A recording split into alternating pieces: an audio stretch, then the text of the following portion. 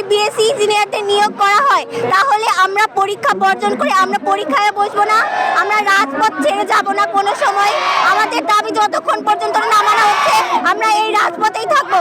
10ম grade আমাদের অধিকার, এই অধিকার আমরা কাউকে নিতে দেব না, কোনোভাবেই দেব না। আমরা রক্ত দেবো, তাও 10ম গ্রেড দেব না। আজকে আমরা এখানে অবস্থান কর্মসূচির মূল উদ্দেশ্য হলো গিয়ে আমাদের আমলাতন্ত্রের ফ্যাসিস্ট আমলে কিছু কমিটি ছিল, সেই কমিটির প্রধান একটা রিট করছে, তার মূল উদ্দেশ্য এই নির্বাচনকে বানচাল করা।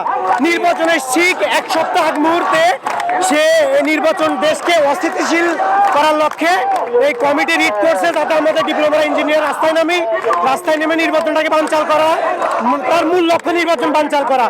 আমাদের মেন দাবি যদি না মানে আমরা কেন্দ্র ঘোষিত কর্মসূচি আসবে, আমরা বৃহৎ কর্মসূচি দিয়ে বাংলাদেশ আমরা ডিপ্লোমা ইঞ্জিনিয়ার যারা আছি 24 ঘন্টার ভিতরে বাংলাদেশ অচল করে দেওয়ার ক্ষমতা আমরা রাখি। কারিগরি শিক্ষাকে বাঁচানোর জন্য অবশ্যই এই কোটাপোতা অবশ্যই বাতিল করতে হবে এবং ছাত্রদের ন্যায্য অধিকার ফিরিয়ে দিতে হবে। তারা কেন কারিগরি শিক্ষা গ্রহণ করবে? তাদের কারিগরি শিক্ষা গ্রহণ করার জন্য অবশ্যই এই কোটাপোতা বাতিল করা দরকার, তা না হলে ডিপ্লোমা শিক্ষা এবং কারিগরি শিক্ষা ধ্বংস হয়ে যাবে।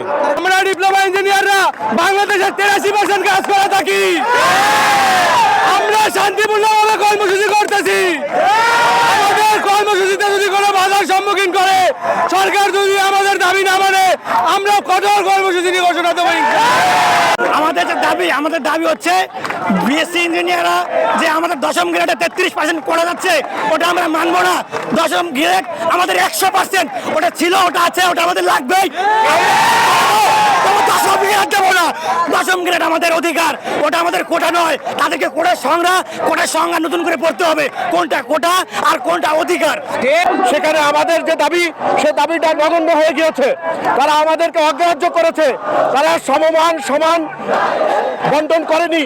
আজকে বাংলাদেশ যে পর্যায়ে গিয়েছে একটা বৈষম্যহীন বাংলাদেশ, অথচ এই কমিটি বৈষম্য করেছে। আমরা এই অবৈধ কমিটিকে প্রত্যাখ্যান করি, অবৈধ কমিটির প্রস্তাবকে প্রত্যাখ্যান করি এবং এই প্রস্তাব যদি বাস্তবায়ন হয় তাহলে আগামী দিনে খুলনা শহরকে অচল করে দেওয়া হবে।